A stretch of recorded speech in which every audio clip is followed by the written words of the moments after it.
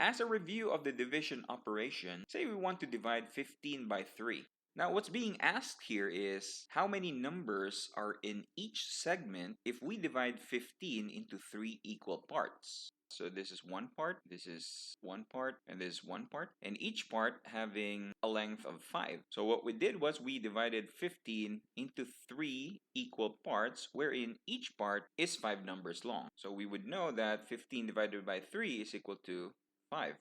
Now, this problem could also mean if we divide 15 into segments, which are 3 numbers long, how many segments are there? So a second way of viewing division is to see how many segments that are 3 numbers long can fit inside 15. So we can see that we have created segments that are exactly 3 numbers long, and we can see that there are 5 of these segments. So using this way of viewing division, we know that 15 divided by 3 is equal to 5. Another way of looking at a division problem is how many times can we subtract 3 from 15? So it's like we're going to skip count by 3, and we are going to subtract 3 continuously from 15 until there's nothing left. So since we were able to subtract 3 from 15 5 times, that's 1, 2, 3, 4, 5 times, so we know that the answer to 15 divided by 3 is 5. Notice also that division is very much related to multiplication, because if you multiply the segment which is 5 numbers long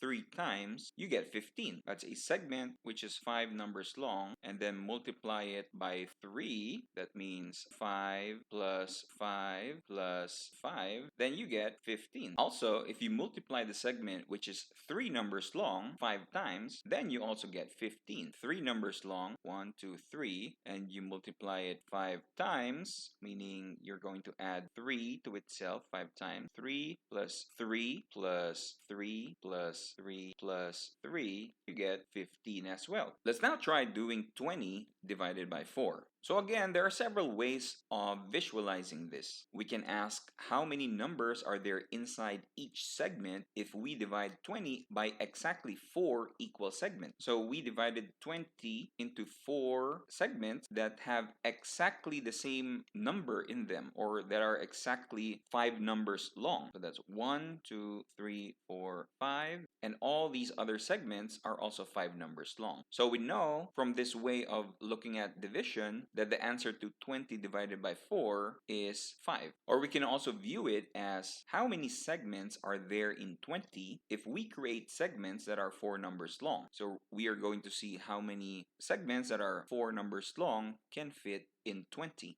So we have created segments that are exactly 4 numbers long, and we can see that we have 5 of these segments. So we know from this way of viewing division, the second way of viewing division, that we can fit 5 sections that are 4 numbers long, so our answer is 5. Now, the third way of viewing division is to see how many times can we subtract 4 from 20. So we're going to do like a skip counting here. 20 minus 4, that's 16, minus 4. 16 minus 4 is 12. We did minus 4. We're going to do minus 4 again. That's 8. We did a minus 4. 4 minus 8 minus 4 is 4. And 4 minus 4 is 0.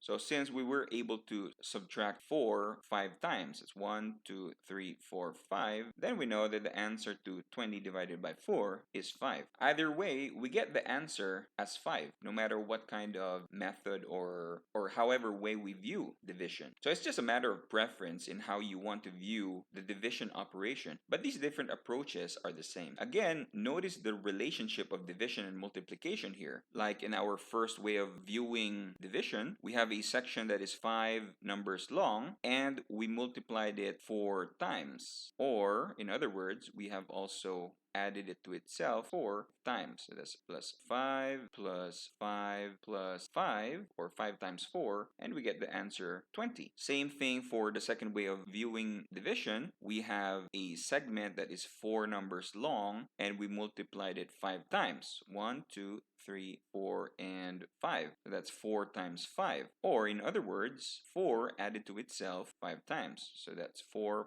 plus 4 plus 4 plus 4 and plus 4, which is equal to 20 as well. If you found this video helpful, give us a like or a thumbs up. We will really appreciate it. Also, watch our other math help videos and playlists that we made for you. Keep on learning.